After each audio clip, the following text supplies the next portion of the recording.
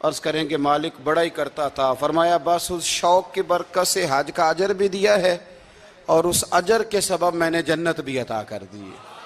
تو حج کی سعادت ملنا تو ایک الگ بات ہے، لیکن اس کا شوق تو ہونا چاہیے کہ نہیں ہونا چاہیے، تڑپ تو پیدا ہونی چاہیے. جس ترتیب کے ساتھ ہمارے ہاں سیر کا پروگرام بنتا ہے اور جس مرتب طریقے کے ساتھ ہمارے بچے سیاحت کا ارادہ کرتے ہیں، گھومنے کا پروگرام بناتے ہیں، باہر نکلتے ہیں، سارا کچھ کرتے ہیں، کیا اس طرح ہم حج اور عمرے کا شوق بھی پیدا کرنے میں کامیاب ہوئے کہ نہیں ہوئے؟ تو میرے دوستو، حج تو بڑی فضیلت والی بات ہے. یہ تو اللہ تبارک و تعالیٰ عطا کرے تو بہت بڑی سعادت ہے، بہت بڑی نعمت ہے. اس کے فضائل پر نظر رکھیں. جو اللہ تعالیٰ حاجی کو، زائر کو فضیلت عطا کرتا ہے، اس کو ذہن میں رکھیں.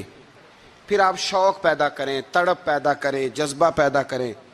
جب شوق ہوگا، تڑپ ہوگی، جذبہ ہوگا تو اللہ تعالیٰ موقع بھی عطا فرمائے گا، اللہ تعالیٰ آسانی بھی فرمائے گا. کبھی وقت آ ہی جائے گا. بڑے بڑے غریب لوگ میں نے دیکھے ہیں، اللہ تعالیٰ اسباب پیدا فرما دیتا ہے اور اللہ تعالیٰ انہیں موقع عطا کر دیتا ہے.